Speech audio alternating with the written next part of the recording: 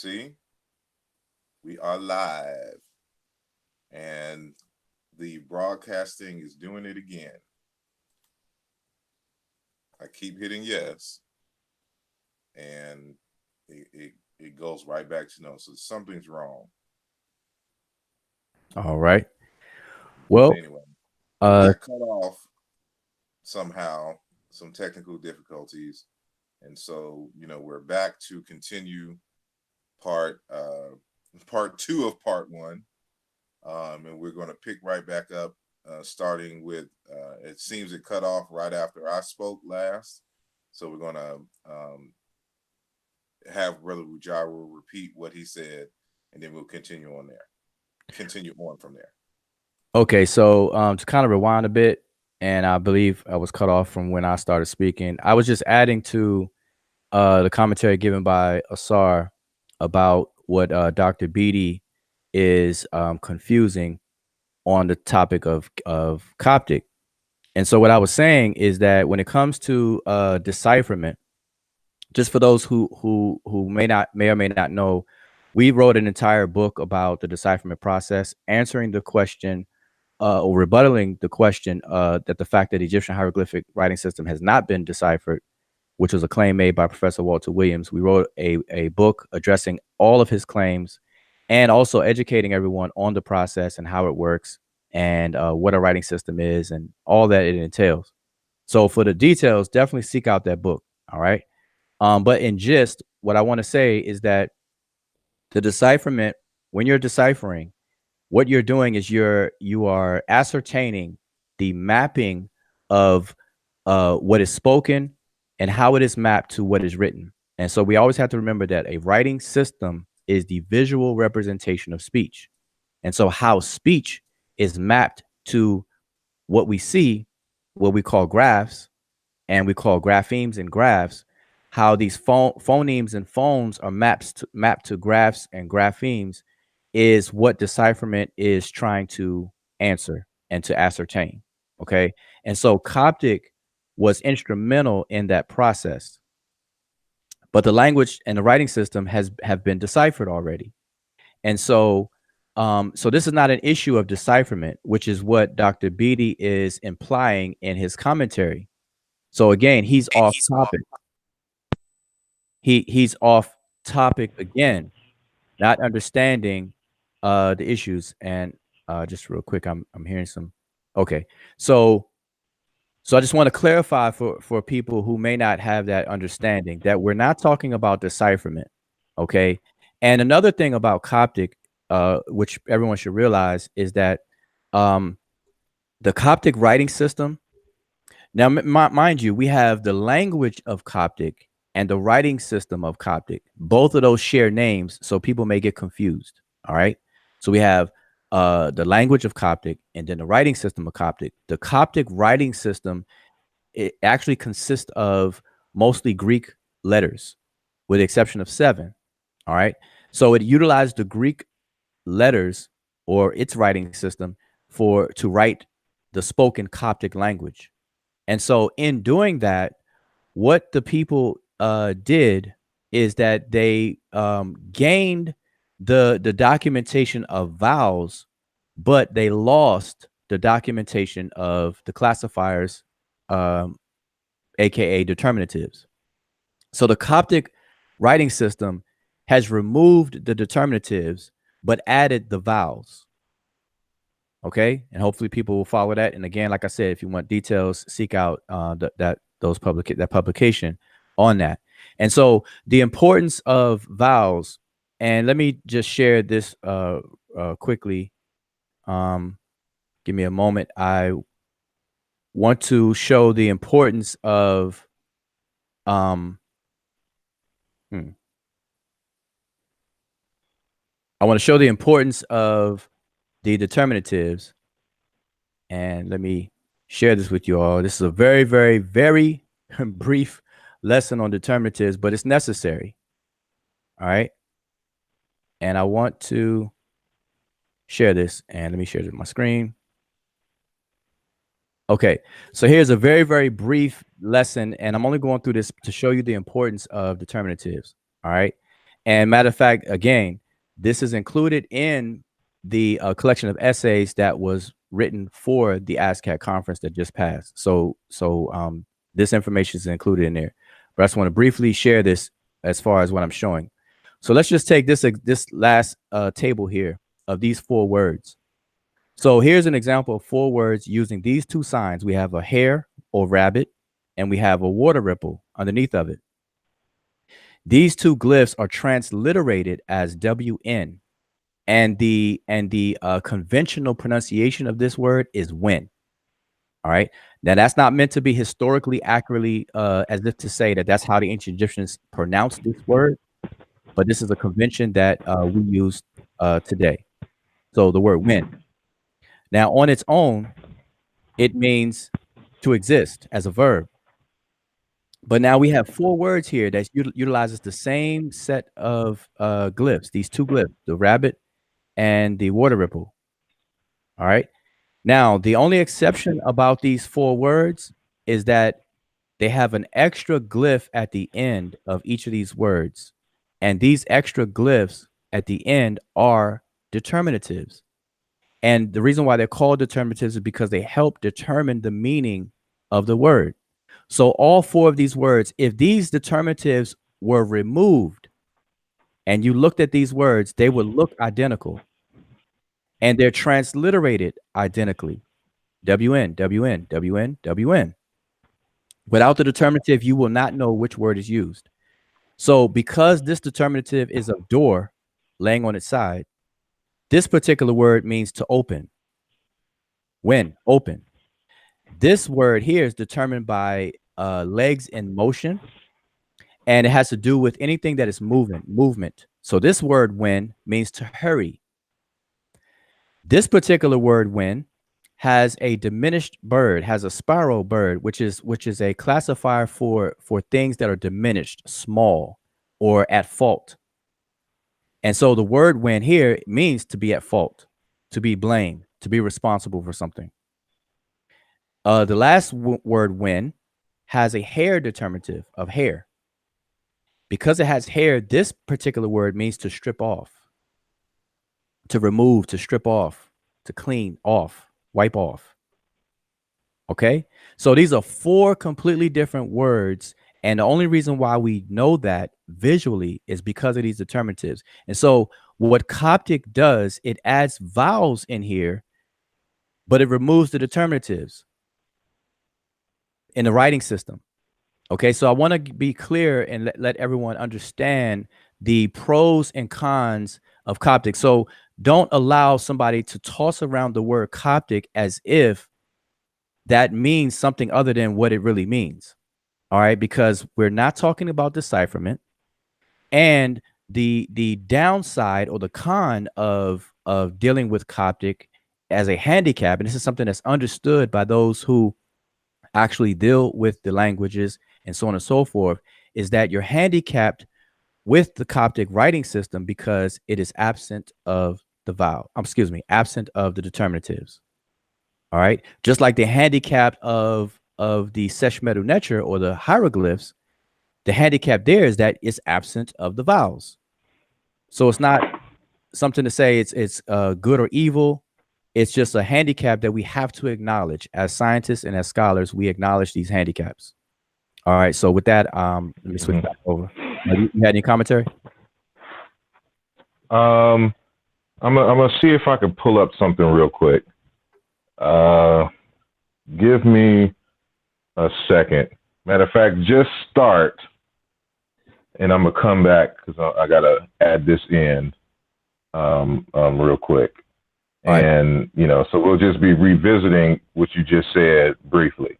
It won't take long, but I want to have a visual citation for the group.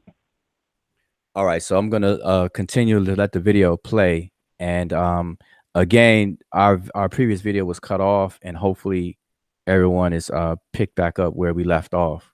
All right, and again, we will be entertaining a few questions after we're done, and we don't have that long to go because we're gonna make sure these are bite-sized, manageable videos. So here we go. Y'all. And the correct method is actually a free translation. Tepesel means atop the county. How do we know that? Through copy. So, as a result, every time you bypass Coptic, you are implicitly saying that Meta Nature has not been deciphered. Okay, so here again, now I paused the video kind of prematurely because that's where Dr. Beatty actually explicitly makes that statement. And again, Dr. Beatty is talking apples and oranges. And so we're not talking about decipherment. We already are aware, fully aware of the writing system of the glyphs themselves, the formal glyphs, be it in simplified format or in the formal monumental format. So the question and the issue is not decipherment. This is not an issue of decipherment. Okay. And so this speaks to what we were saying in the beginning of the handicaps of having a pseudo debate. Because one, I already mentioned, you know, the problems with that, but to add to that is that you can give the audience an impression that you are refuting an argument, but you're really not, because you're completely off topic. And then when the original claimant comes back and ignores it, the audience may take that you know, that the fact that you're ignoring it as if you can't address it. And so this is why debates are confusing to a lot of audiences that walk away. And so our job is to edify people, to educate people, so we walk away in a progressive forward movement on different issues, and not just talk for talking's sake, not just talk just because we want to argue for argument's sake, not just to make up anything out the clear blue sky just to sound good. Okay, so this is the difference, and this is what we're bringing to the table, which is why we documented the essays in the first place, so people can have something to walk away with. And so now it's available. Again, I want to make sure everyone understands that. So, Asar, were you? Yeah. So this speaks to the previous slide, and it also speaks to this one. And so again, Dr. Beatty is a philologist, meaning that he's more so textual criticism. That's his strength. So when you know, Dr. Beatty is king in being able to go into text and read text. However, linguistics is outside of philology. Ultimately, they are relatable, but they're not the same. And he keeps getting this mixed up, thinking that just because you can read Egyptian text, that somehow this gives you clues into, you know, without studying the field, into linguistics, and you can answer linguistic questions. And that is not the case. So when he talks about, for example, you know, like I'll compare Middle Egyptian, Chiluba, Collagen, and let's say Sumerian, right? And he says bypassing Coptic. It's not that I have to bypass Coptic. We already gave the limitations of Coptic. But this particular citation goes into exactly why I do what I do, because this is standard method in linguistics. So this citation that you see up here, and am I being shown on the screen? Yes. That you can see? Okay. So this is from a text, an article by Dr. Alan R. Bumhard. He's a linguist who specializes in Indo-European specifically, and he's also a Nostratus. And so he's one of the few linguists that publishes in regards to the Nostratic theory of some super phylum, which includes, you know, Proto-Indo-European, Afro-Asiatic, some Uralic languages, and things of that nature. So anyway, so this text is called The Importance of Hittite and the other Anatolian daughter languages for the reconstruction of the Proto-Indo-European phonological system. So keep in mind that Hittite is not a living language. We only know about Hittite through writing. And so peep the title of this, The Importance of Hittite and the Other Anatolian Daughter Languages for the Reconstruction of the Proto-Indo-European Phonological System. So this is a dead language that is used in Indo-European for the reconstructions without a quote-unquote internal reconstruction of the phonological system in Hittite first. And so, again, I have sources upon sources where we can show you these things. So he starts off here on page 2. One of the most important axioms,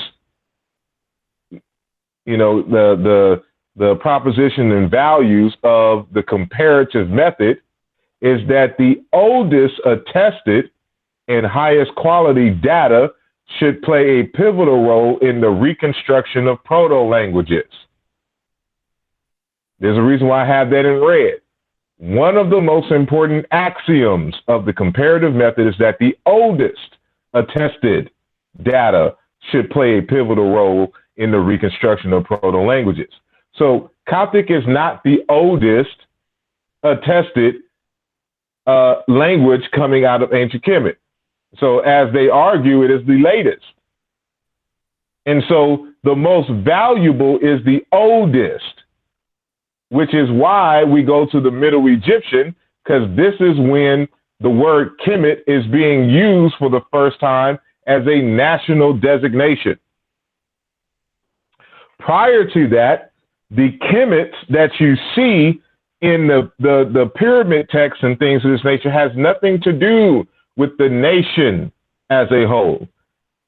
And this is something that Dr. Beatty doesn't know, that Reggie was informed of, but he seems not to know. And so I'm going to, repeat this again. So this is from the dictionary, the Ham-Waterbush Egyptisch Deutsch, came out in 1995. There's been some subsequent additions, saying to this and forms. And so this is Dr. Rainer Hanning. And so this is one of the many German dictionaries. And so when you see the word Km.t here, because I don't know if we've got to that point yet, and we probably haven't, where he mentions that in order for there to be a Km.t, there has to be a Kemet. And so, as is evidence here in the dictionary here, that Kemet.t refers to the people from Athribis. It is not Egypt. And so that is a misreading from Diop, which is why we go to the oldest stuff and not the latest stuff. And so this was discussed by Jean Leclerc in his article on Pepi the First Pyramid, where you see that word Kemet. And so here's the note from his article. This is 1978. And here is the French. And here's my translation here. So it says, we have for a long time interpreted Kemet.t as Egyptians. An interpretation in an essay by Otto was presented in Betrag zur Geschichte. I can never pronounce German correctly, but here's the text. In Egyptian, Faulkner, Ancient Egyptian Pyramid Text, page 288 and 327, assumed that it was the people of Athribis.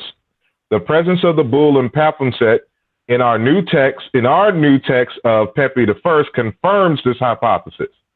So Faulkner already argued that Kemet.t refers to those of Athribis. And so he's saying, because this whole text that this one footnote S is discussing, it is discussing the whole pyramid of Pepi the First. And we're going to hear Dr. Mario Beatty try to address this text. Dr. Beatty is not up on the latest scholarship regarding this. So he's holding an old, outdated paradigm that is present in the Wudjau that the other Egyptologists have already corrected. And so when you see Km.t, it has nothing to do with the nation. It has to do with this gnome called Ethribis, which the full name is Kemet. And so let me see if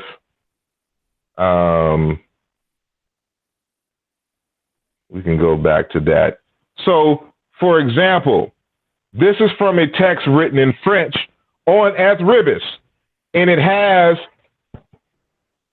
basically all of the forms of the word Ethribis, especially the forms like Kemet, discussing this gnome. And so, here's an example here, and I was saving this for something else that Dr. Beatty is going to say, because he's going to talk about this word Kemet written with the Horus on the standard as a determinative, and so talking about, saying in this old place, but this is standard when it's talking about Ethribis, because the determinative here has to deal with Osiris or any of these other deities which were associated with bulls and cattle in the Delta region. And so we discussed this in the text, because we just didn't last minute decide that we're going to, come to a conclusion and then have a debate and then change our stance, every other week, because we're just trying to find arguments against Brother Asar, Brother Wudjau, and Brother Sonjedi. And so, we've been studying this for a while. And so, here's this one text here coming from Ethribis. It's from the papyrus, the Cairo papyrus, which he's citing here. And so here's the French. You can pause the video when you revisit. And this is my translation. And so it says, the composition titled Introduction of the Festivals of All the Gods enumerates the celebratory festivals during the first 17 days of the first month of the flood season. So when we go back, you see he's citing two Egyptian texts here, or different sections here. And so that's what we're getting into now. So it says the first month of the flood, 12 days, favorable.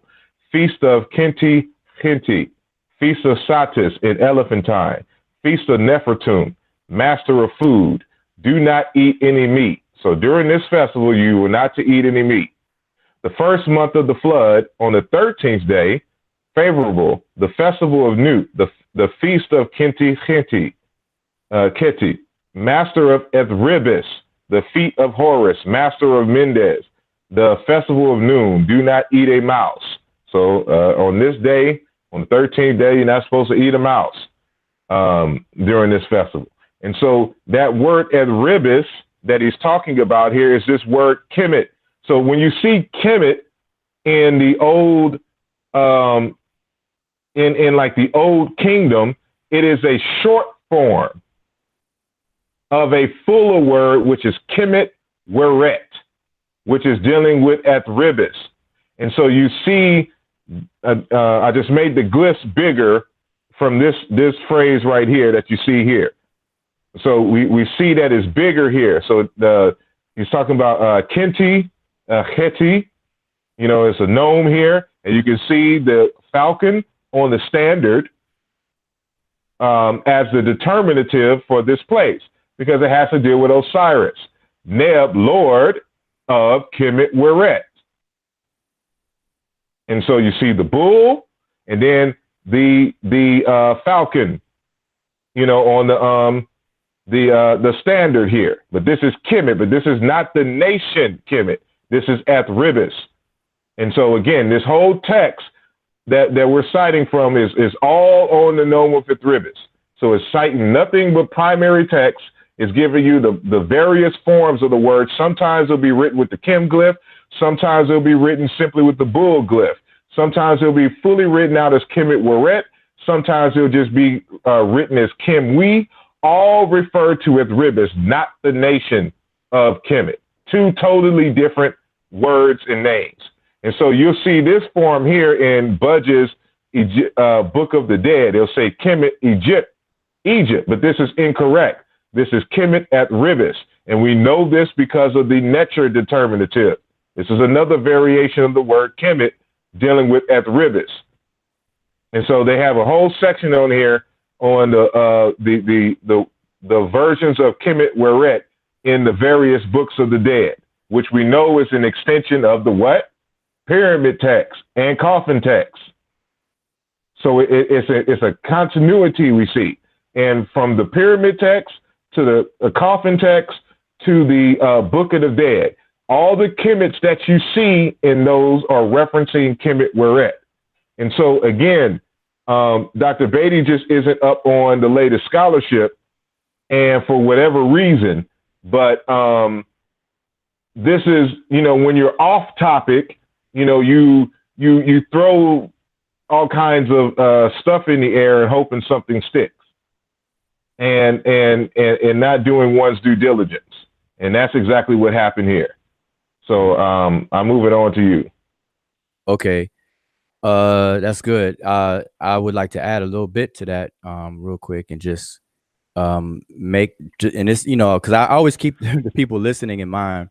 And so Athribis, when we say Athribis, we have to understand that is the Greek transcription of what was prior in Coptic as Athribi. Now, Athribi in Coptic is coming from the older languages of this area, from a temple complex called Hut Iri-Ib. So the word Hut Iri-Ib, as a matter of fact, let me just share my screen real quick, giving you all a little teaser on what you can find in our essays. So this here, if I have highlighted on my screen, you can see it. Hut Iri-Ib is the actual name of the temple complex. And we have to understand that in modern times, we do this to this very day. So for example, we have the state of New York, but then we have a city of New York. So we have New York, New York.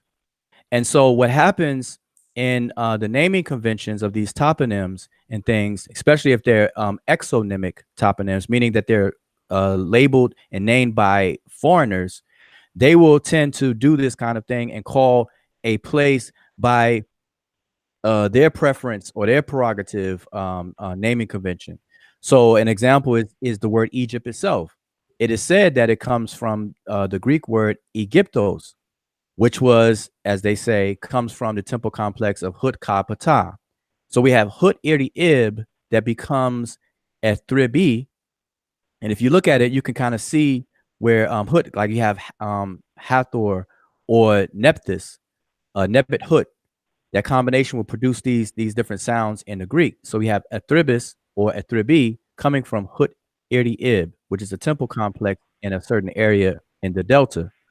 Now, that temple complex was within a more bigger demarcated area of the nome, and it was the nome itself was called Kemet Weret. And so Hut Iri-Ib was within the nome of Kemet Weret, which is the 10th nome, became the 10th nome later, the 10th nome of Lower Egypt. And so when you do the research, when you actually go and do your research on Athribis, you'll find out that there were many Athribis. And so some people are under the impression that Athribis came later, but it did not. Athribis or Kemet Weret was known from early dynastic periods. This is why it shows up in the pyramid text. So, for example, as you see on the screen, I have here, we draw further attention to the last example above, Kemet, which is a short form of Kemet Weret or Kemwer. And these are all the citations and sources, which is the 10th nome of Lower Egypt. This area is also known as Athribis from the Greek, or Coptic Athribi, so named from its temple complex, Hut Iri-Ib, and there's the sources for that. In the pyramid text of Neith, pyramid text 674, we read, and I'm just going to read the English. The mourners will call you as a set. The jubiler will cheer you as Nebet-Hut. And for those who don't know, Nebet-Hut and Aset are the personification or the deification of mourning. Those are the two sisters that mourn the death of Osir. Okay. And so they became the archetype of mourners at funerals. So when women are dressed in white and mourning for their loved ones, or paid professional mourners, they are emulating this principle of Aset and Nebet-Hut. So the mourner and the jubiler together. So just give you a little bit of FYI. And so the next line reads, you will stand before the shrines as men, and you will stand before those of Athribis. Notice that this word here is Km.t. It is the place called Athribis as Apis or Hapu. We say Apis, but the in the text is Hapu. All right, Hapu. Now, if you do the research about Hapu, you'll find that Hapu was a prominent deity within Hut Heri Ib, the 10th nome, called Kemet Weret. Okay, so you know, and it goes on to say, you will stand in the wide lake as Sokar. Okay, so now we were actually I was saving this for part 2 because Beatty's gonna bring it up later, but we probably go over this again because Dr. Beatty is going to contradict himself later on, and we're going to point that out when he does it about this particular thing. So keep this in mind for when we do part 2, this Kemet.t, and because he's going to give Alan's translation of what I'm showing you on the screen, and he's going to agree with Alan's translation that Kemet.t means the inhabitants of Kemet. But this particular Kemet is not Kemet the nation. It's Kemet, which is a short form of Kemet Weret. Okay, so real quickly here, it says, in this passage, the demonym Kemet.t refers to inhabitants of Athribis.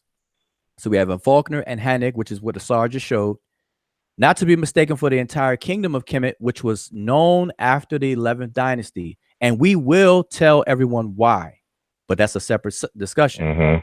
But we will discuss why. Now, later in Edfu, which is a Ptolemaic era of time, in the temple of Heru in Edfu, there are references to the inhabitants of Kemet by the demonym Kemet.t as well, but we have a different form of it. It's spelled a little different in the glyphs. And here is the citation for it, and so on and so forth. So I just wanted to kind of add on to what you were building, and we probably had to bring this up in our part 2 to go over that. All right, so now we could kind of pick up where we left off on the video. And because we had this interruptions, maybe it's a good idea. I'm gonna play it a little while, but we may want to I guess kind of just let it all play and stop it and then just kind of give commentary. So we'll see. We've got 4 minutes left, so I'm gonna let it play. Okay. All right. In your methods. Because when you make translations of any text, ask yourself, how is it that we get Kanu means residence? How do we get to that? Are we guessing? Or is there a long historical evolution that ends in Coptic? And so this is what's at stake. So I'm giving this example up here from Jaroslav Cherny's Coptic Etymological Dictionary. This is the English version. I'll come to Ogden Goulet's article in a minute. But Ogden, in his piece, he gives the French version of Werner Michel, Dictionnaire étymologique de la langue copte. But in both languages, when you see, I don't have my clicker up here, but when you see Kimon become black, Kame, black, and you see it in the Demotic there, and then it has Kemet, black land, Egypt. That means, and then of course, in the Vertabu that you like to cite, the earliest reference to Kim that the Vertabu gives is from the 2nd dynasty, where the determinative on Kim is the horse, falcon on the standard. And how does he translate it? The black horse in the Vertabu. So from the earliest attestation, from the 2nd dynasty onward, we actually see Kim meaning black. So you ask, the question is, how do we get to this? That is, that Kim as a root has a long evolution inside the Kemetic language. Next. All right, I do have to point out here that, again, Dr. Beatty is of the assumption, and as he started out, remember, we have to understand where people's mind, where they stand within their own minds. Dr. Beatty has himself placed us in the category of the scholar Abdallah from Sudan, as we talked about earlier, as the protagonist to Cheikh Anta Diop and Theophile Obenga at the symposium.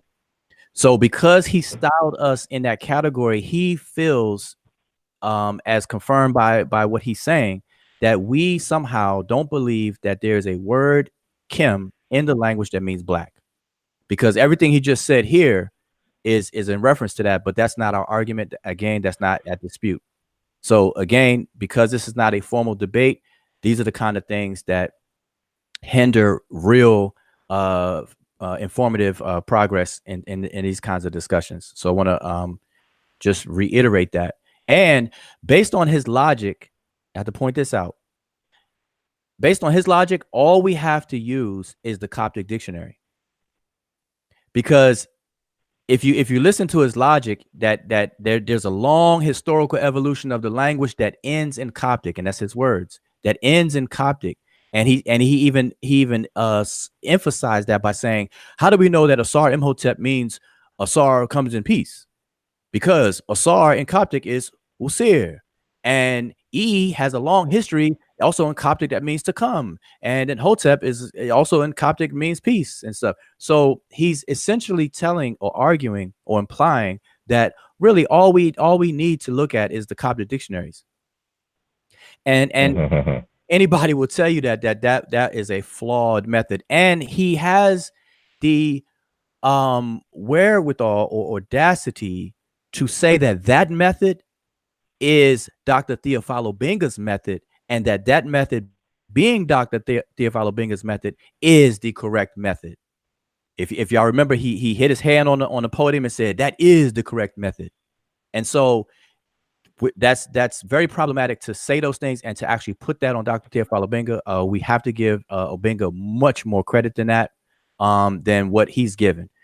So I just want to point those things out, and we can kind of tease that out more in our next video. But let's just continue. We got too long. You had something to say to that part before?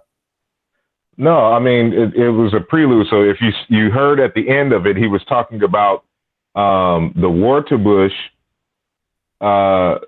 saying that this is a quote unquote Black Horus, that it's a Kim with a determinative of the falcon. So we already know if it's a determinative, it is not part of the graphing. It's not describing the determinative. That's agrammatical. And so it is referring to a place. So I just showed from the data that this is a common practice when referring to Athribis or any of the locations that focuses on a particular deity.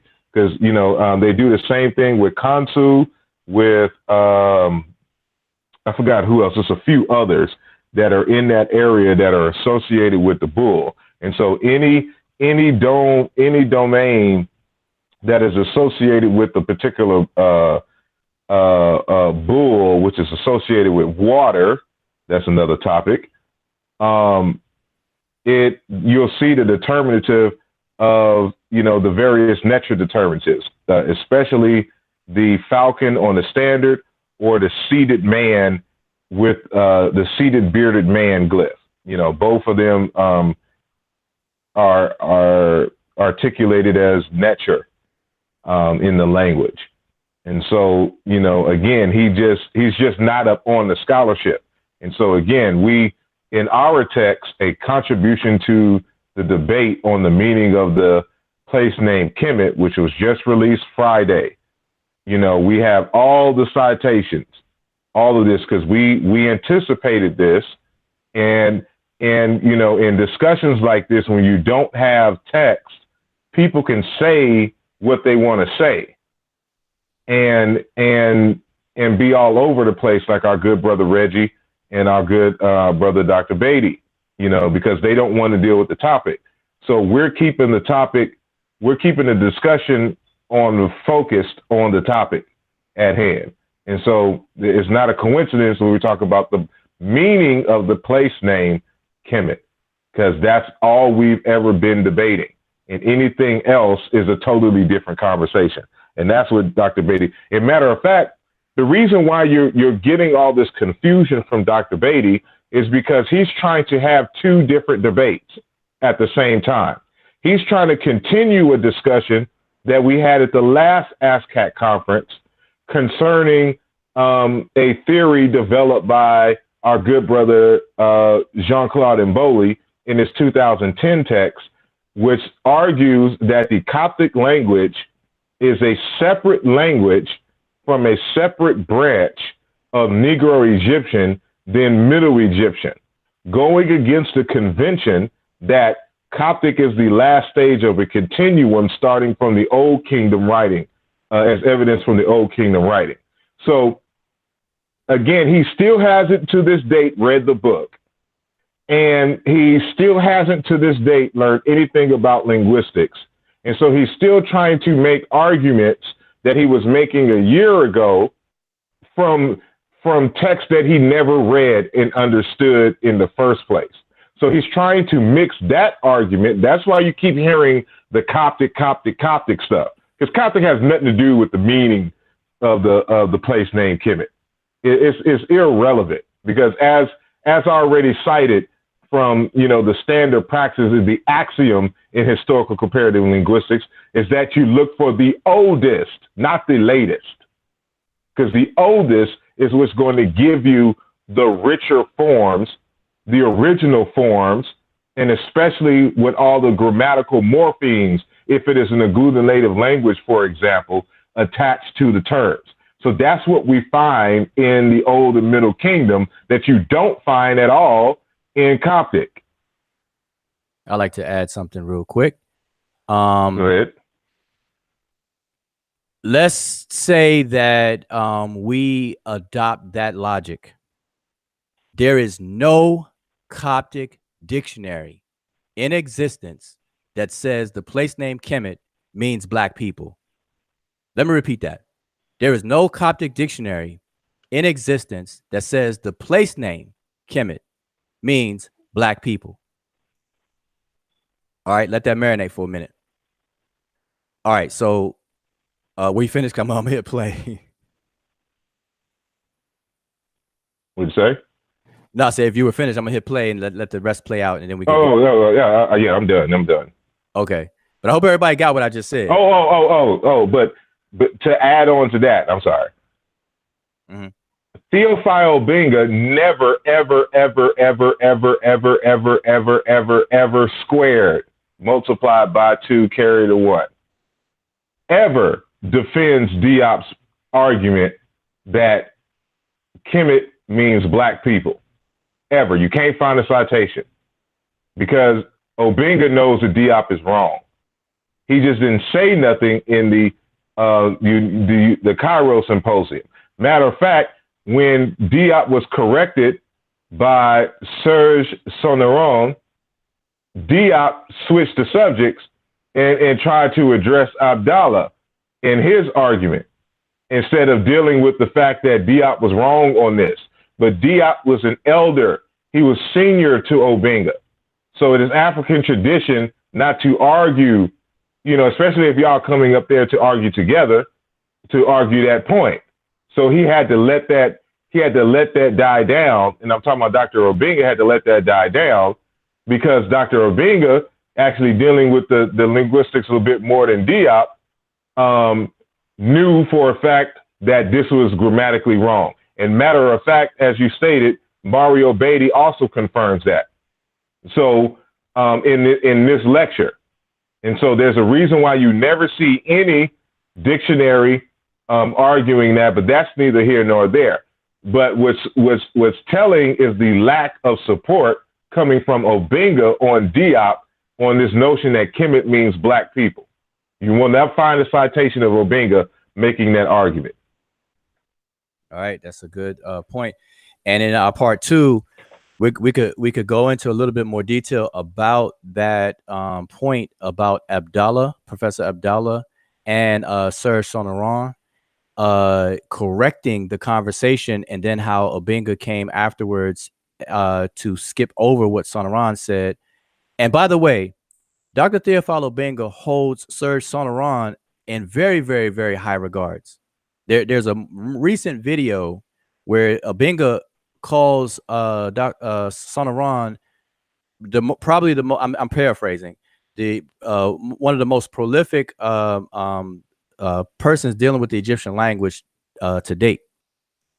So, you know, and we could check that out. So he holds this person in high regard, and this person corrected the conversation, but Obenga didn't address it. He went back to the conversation prior to that little bit of the conversation, and we're going to go into that in part two. But for now, we're just showing the problems of this entire conversation from the get-go. And remember, when you're on a trajectory, if you start off at a wrong angle, you're never going to hit your target.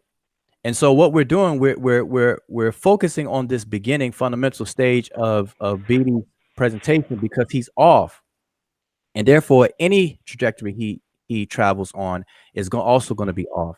And so I hope everyone gets that, despite what others may feel and you know, be emotional about, or wherever the case is. But let's go ahead and finish. We got 2 minutes. I'm gonna let it play, and then we get some commentary. Hopefully, we have time to take a few questions from the chat.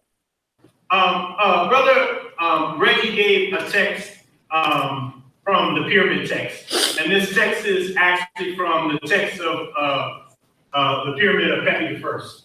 And the line is here. His transcription is in the second line there. Aha, Km.t, Kemet.t, Happy, and then East. Next slide. Okay, so just to give some a point of reference, let me go back to this slide here. And I want to show that what Dr. Beatty just showed is what I have here on the screen. Okay, but he's showing it from a handwritten version that is online, that, you know, you could take a screenshot from and whatnot. And what I did, I reproduced the glyphs here, gave a transliteration and translation for each of these 3 lines. Okay, so this is what Dr. Beatty just showed. All right, and so and this is what he's talking about, where it says aha ek, which is you will stand, and then Km.t, which means before, Kemet, the inhabitants of Kemet. And this particular Kemet is talking about Kemet Weret, which is Athribis, and then Hapu is, which is as Apis. Okay, and I want everybody to understand that, because remember what he said about Kemet before, and now we're going to let it play, and you're going to see what he says now. So let me get that back over there and play it. This is James Allen's translation of this. You shall stand at the 4 of the dual flagpole shrines as men. You shall stand at the 4 of those of black land as the Apis. That is, that Allen is translating, because Allen is translating that as a Nesby adjective, and it's proper. That's what you see there. So you hear him just said that Allen's translation is proper, because let me go back. Let me go back to show you all the glyph here. This glyph he's talking about here is Kemet.t.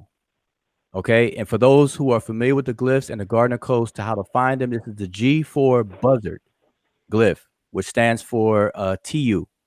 So we have Kemet.t. And so he says it's proper to translate it as a Nisbi, because this is what it is, a Nisbi. And by the way, for those who get this text, you all will get a very brief crash course on Nisbi adjectives, which are relational adjectives. And this is how in Egyptian we form demonyms. And so this is all explained in this text. All right. So make sure you get this text that came out yesterday. But here, Dr. Beatty says that Km.t is translated properly as those who are inhabiting or the inhabitants of Etribis or a place. Okay. Now, so I just wanted to point that out, that that's what he's referring to. Okay. So let me go back and let him continue to speak.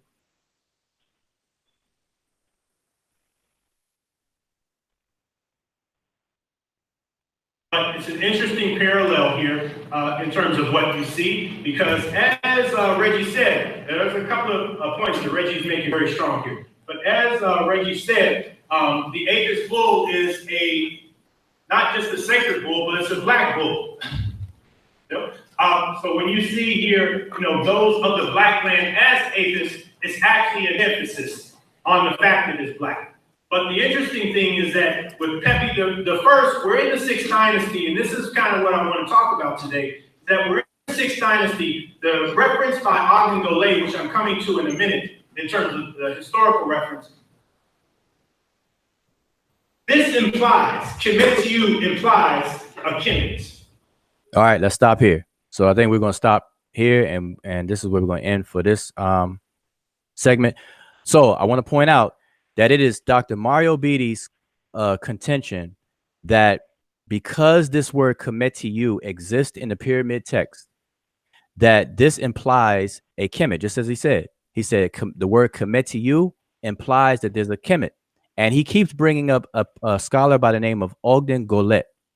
Ogden Golay did a article examining the place name Kemet through its non-literary and literary text. And he's the one that shows and demonstrates when Kemet as a place name was first used for the entire nation, which is at the 11th dynasty under the rule of Mentuhotep the second. So this is who he's referring to. And again, we're going to go more in detail in our part 2, but this is what he's referring to. So this is confirmation of what Asar said, that our beloved brother, Dr. Mario Beatty, is not up on and ignorant of the scholarship on the place called Etribis, Wudjau Iry-Maat, and how that particular place was a part of a larger settlement within the same area called Kemet. So this Kemet is not talking about the kingdom of Kemet as a whole. It's talking about a place, Kemet. All right, that's why it is in the pyramid text.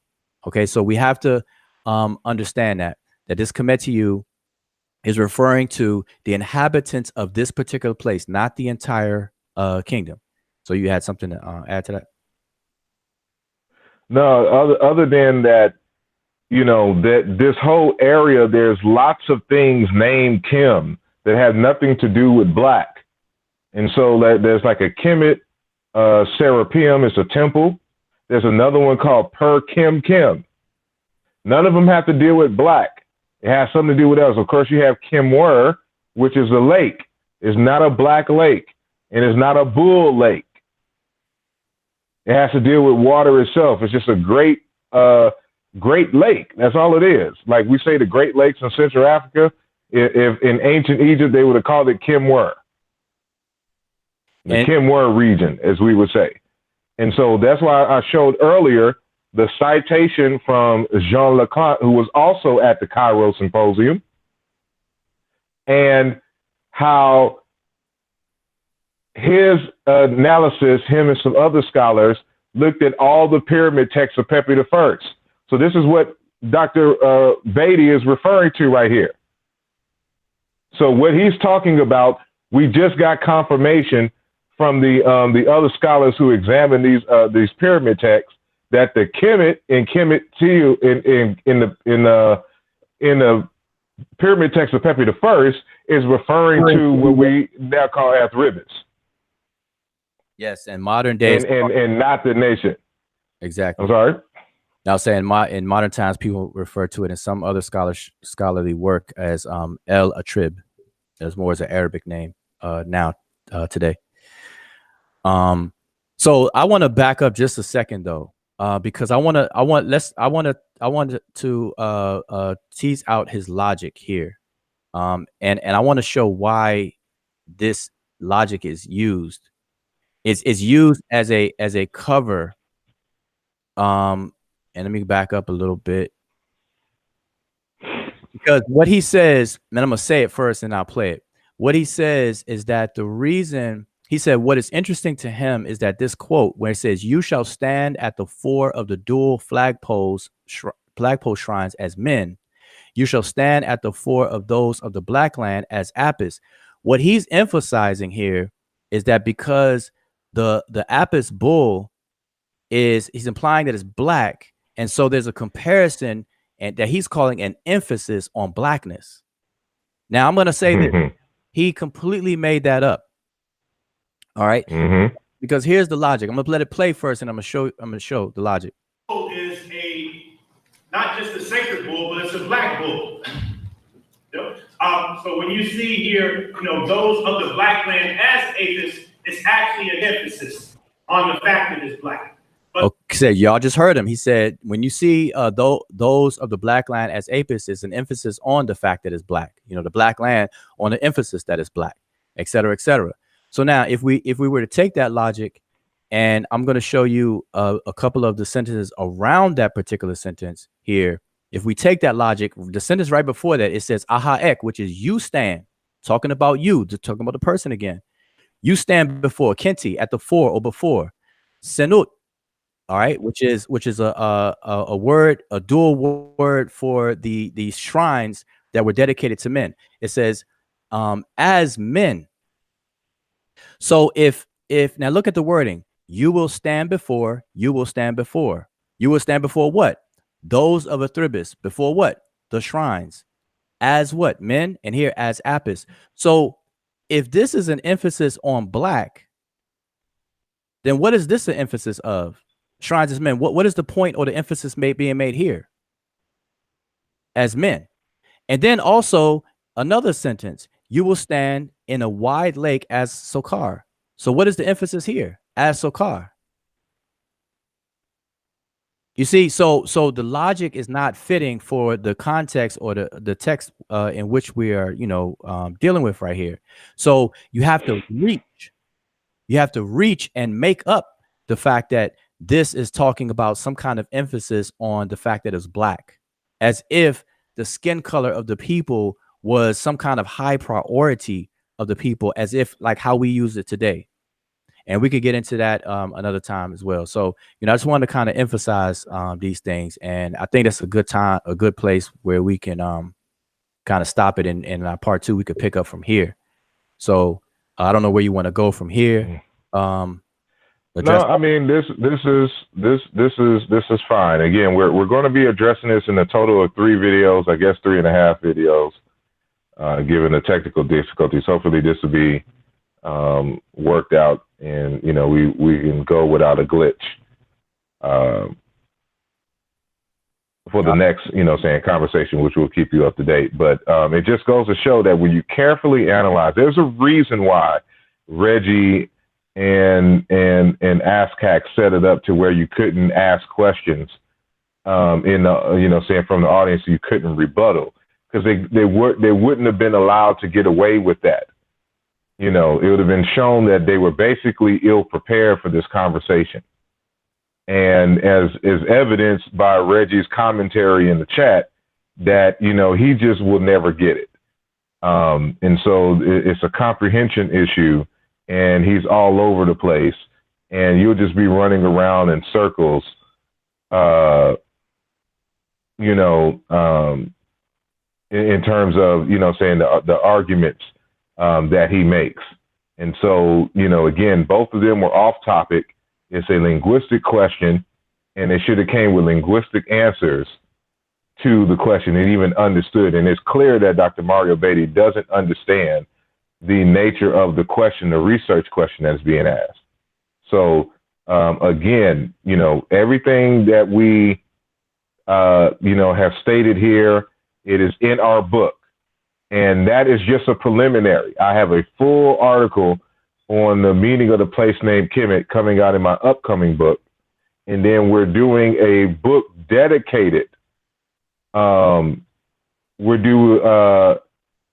we're doing a book dedicated to the word Kemet, and so it's going to have, you know, some other, you know, saying scholars contributing to the chapters, and so it's going to be a good book, and so, you know, be on the lookout for that sometime in the near future. And otherwise, our good brother Wudjau is working on the grammar book, and I'm working on Aluja Volume 2. So more than likely, those will come out first, and then, you know, the focus will be on the Kemet book. And so I'm also be writing a journal article, and I'm submitting it to a linguistic Egyptologist journal. And so, you know, we'll see how it fares out, you know, saying then. But I wanted to have these larger texts out first, because journal articles, you only have so much space, and this requires a lot more space than what is normally allowed for journal articles. So so just keeping that in mind. But that's all I have for now. Okay, so I want to just end, you know, as far as this, before we take some questions on the stress of logical fallacies. And hopefully, I know it's small print, so apologize for the small print. So I'm just going to read two of these, because these are probably the two most popular that you see in our community, you know, our discussions and things like that. And one is called a straw man. And I did a whole video on logical fallacies. And I know getting trained in debating and being on a debating team in college, logical fallacies was something that we had to memorize. We had to memorize them, one, to recognize when someone else is doing them, and then two, we had to memorize them in order to show that we can do them as well. And by us doing them, we know that we can recognize them when someone else to do these, and the consequences of these logical fallacies. But anyway, for the straw man, what is a straw man? A straw man is when there is a misrepresentation of someone's argument to make it easier to attack. And this is the top left-hand corner, by the way. It says, then here's an example. After Will said that we should put more money into health and education, Warren responded by saying that he was surprised that Will hates our country so much that he wants to leave it defenseless by cutting military spending. Am I broken up?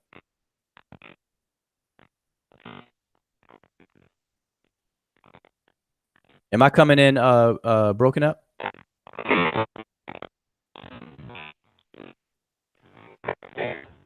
Okay, just as a precaution, let me exit and come right back in.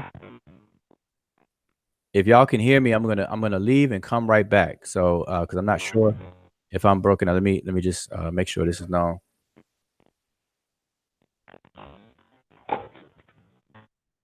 right, so let me leave and come right back. Or maybe somebody in the chat can let me know. Somebody in the chat, if you can type in the chat that do I sound broken up? Okay, I think it's Asar. So Asar, I think they're saying it's you. So whatever you got going on, because I'm hearing a lot of noise here. So all right, so aside from that, let me. Okay, there we are. So hopefully everybody can hear me fine. All right, so where was I? Okay, straw man. All right, here we are, back on track. So again, the straw man, the example is after Will said that we should put more money into health and education, Warren responded by saying that he was surprised that Will hates our country so much that he wants to leave it defenseless by cutting military spending. Okay, so that's an example of straw man. And that's what's going on here in this discussion that we are witnessing. But again, this is not a debate. So, you know, it's in and out. It's like 1 foot in, 1 foot out. And it's what I call a pseudo debate. And this is the dangers of having pseudo debates. Okay. So the other one I want to read is called Appeal to Authority, which is here towards the middle. So what is appealing to authority? Because now on the streets and in our regular everyday conversation, this is called name dropping. And you're going to see a lot of this. People drop names as if that is going to help them win an argument. And if I want you to notice that this is what the brother Reggie does a lot. as a matter of fact, this is a screenshot of Reggie's comment. And notice that he says, Beatty is supported by Dr. Raketi Amen, Cambone, Mfundishi, myself, and Netterneb. The fundamental error is that the Sumerian has not been reconstructed and transliteration are not sounds unless confirmed by Coptic, etc., etc. But I just want to take note that even before that, he says this would be an epic criticism of Diop, Obenga, Clark, Ben Yochanan, Carruthers, and Koringa collectively. The old guard led by Beatty. Dr. Beatty himself will not respond further to this debate. So I want you to notice the name dropping. Okay, now we call this name dropping, but really what it is in a more technical terms, for those who actually do debates, it's appealing to authority. All right, not even citing their arguments. So it's like a halfway appeal to authority. But what is appeal to authority? Appeal to authority is using the opinion or position of an authority figure or institution of authority in place of an actual argument. And so here's an example. Not able to defend his position that evolution isn't true, Bob says that he knows a scientist who also questions evolution and presumably isn't a primate. And so that's just an example.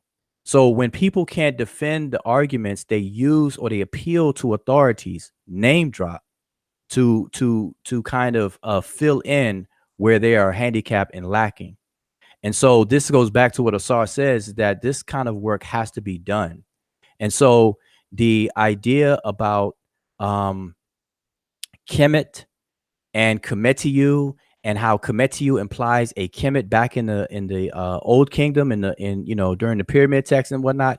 It's a simple matter of Dr. Mario Beatty, and I say this with respect and love, that he simply is ignorant of the information. All right. And there's a lot of information and a lot of data, and we are presenting it. Okay. So I want everybody to understand that we can explain why. We can explain what Kemet means. We can explain why it was used by the people at the time it was used. Okay.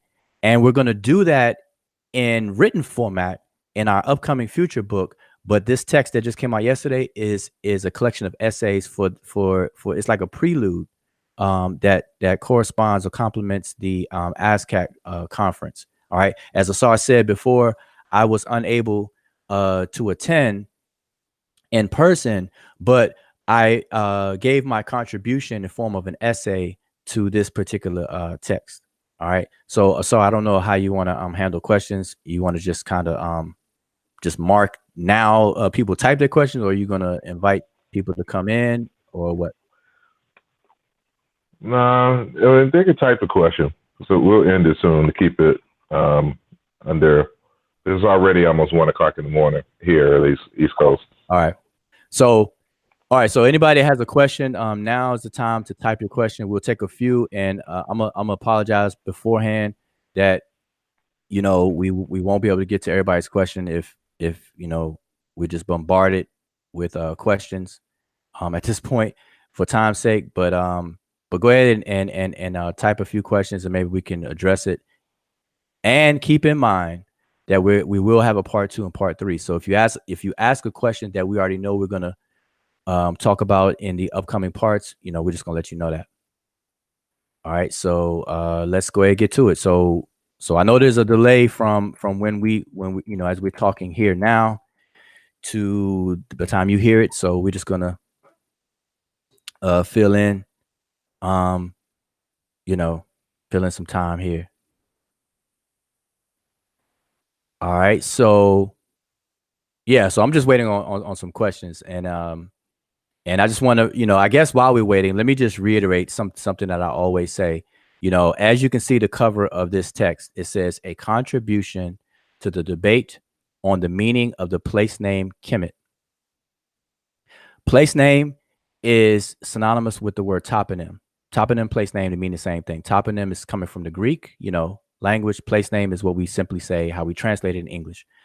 And so at all times, we're talking about a place name.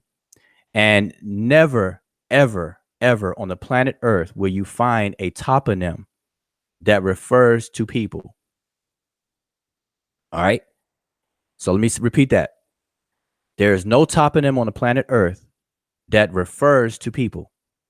Toponyms, by their very nature of their very existence, refers to places, locations / places. Okay. I went over this several times, and you're going to read about it in this particular text, but I want to reiterate that, buying some time to see if anybody has any questions and whatnot. But just keep that in mind. Place names never refer to people. They always refer to places. Hence, we call them place names. When a name refers to people, it's called an ethnonym. Ethnonym. All right. So let me just, because I don't see any questions. Let me ask a question to the audience, and you can answer when you hear me ask this question. What did the ancient Egyptians call themselves? What does everybody know that the ancient Egyptians called themselves? In other words, I'm asking you all, what is the endonymic ethnonym of the ancient Egyptians? Meaning, endonymic meaning self-named. What did they call themselves? An ethnonym, endonymic ethnonym. What did the ancient Egyptians call themselves?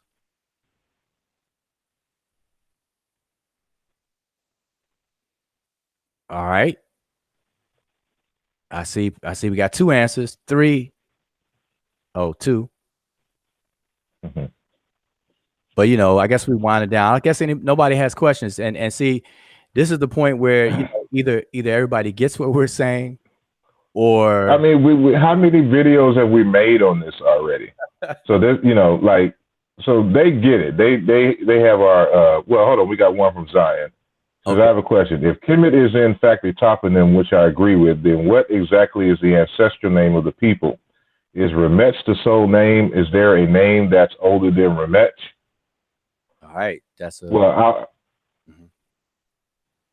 my knowledge, it is simply Remetch as the ethnonym of the group. And but what you got to understand as well is that I don't know if I should say most, but it is common knowledge among linguists that when people identify themselves in more ancient times, and even to a few this in the current day, when they name themselves, they really don't have an elaborate name.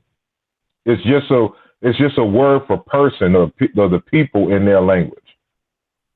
And so I doubt that they had any real name outside of the people, because that's common amongst human groups, across the world. And so that's my answer. Yeah, I second that answer. Let me get back to my screen. Yeah, the Remetch, and we have to keep in mind that the usually, along with what Asar said, usually indigenous populations back in historical and ancient times, remember, writing is very, very young. Writing at the most is about roughly 5,000 years old. In the history of Homo sapiens sapiens, writing is like as if to say it was born yesterday or this morning. So there has to be a way to store knowledge, to pass it on to the next generation. Otherwise, every generation that's born is going to have to start from scratch. Can you imagine you being born and you have to figure out what foods are healthy, what foods are edible and what's poisonous every single generation? So there has to be a transmission of knowledge. And so we have to understand that there was different ingenious devices and ways in which groups of people transmitted knowledge from one generation to the next prior to writing. And so what comes out of that is what we call figurative expressions. You got metaphors, similes, hyperboles, and all this other kind of stuff that we call these things today. And so I'm saying that to say is that what we're calling myths is one of the devices in which societies stored and transmitted knowledge. And I'm saying that because a lot of the people's names of indigenous cultures will be anchored into a myth. And so when we come to the ancient Egyptians, they call themselves the Remetch. and it's connected to its cosmogonical or cosmological understanding and text, where they say that humanity, which is them, they come from the secretions or the tears of Ra. And so because the word tear or to cry is Remi, it sounds like the word for people, Remit, and so they connect the two. And so they connected and tie this knot in a myth to explain their origins. Okay, so the word remech is the ethnonym and is tied to their cosmological or cosmogonical understanding. All right, so we have the remech, and then most people think that most people are egotistical as a people. They believe that their location is the first of its kind.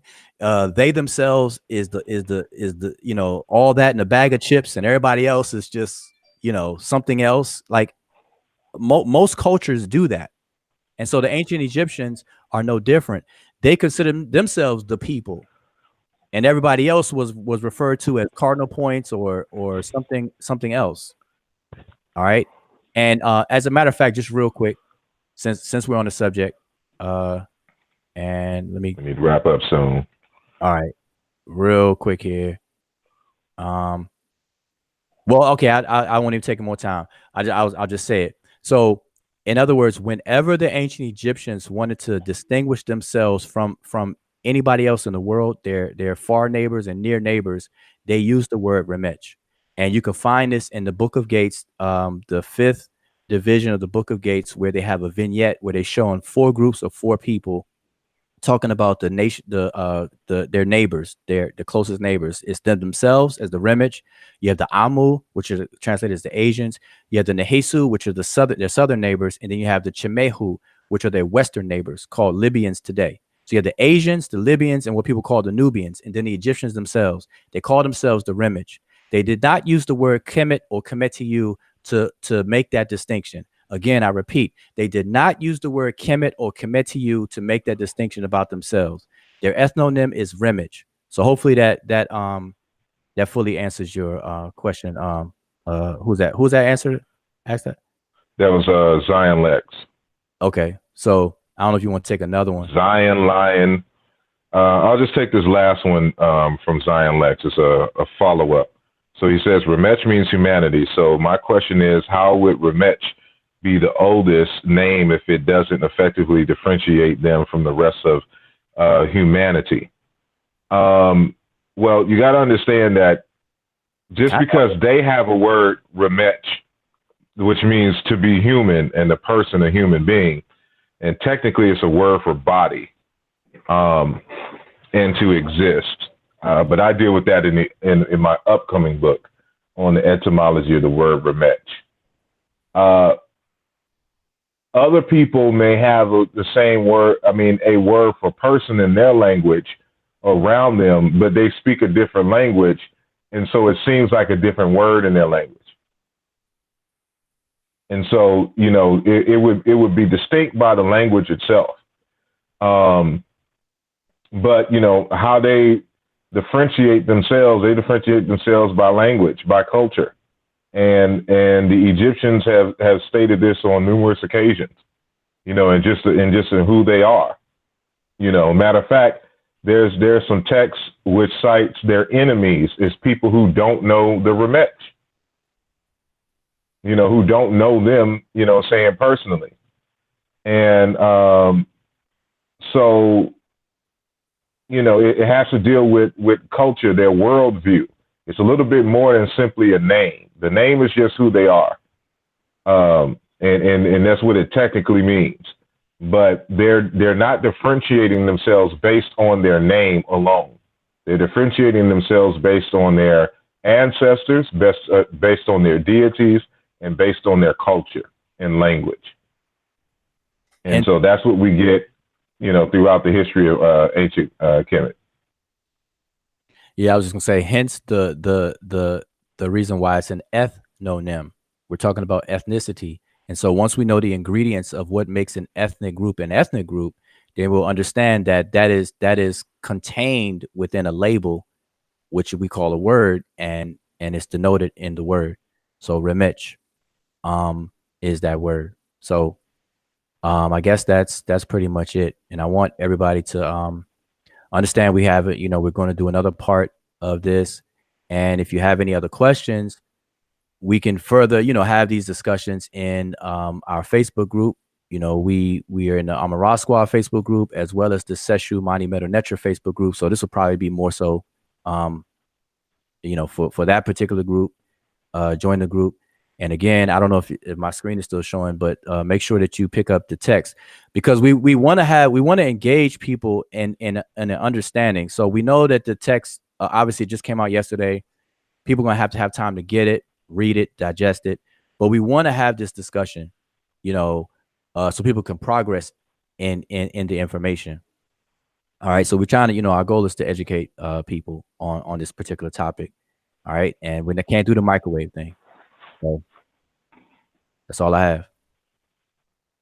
All righty. Well, I appreciate everyone for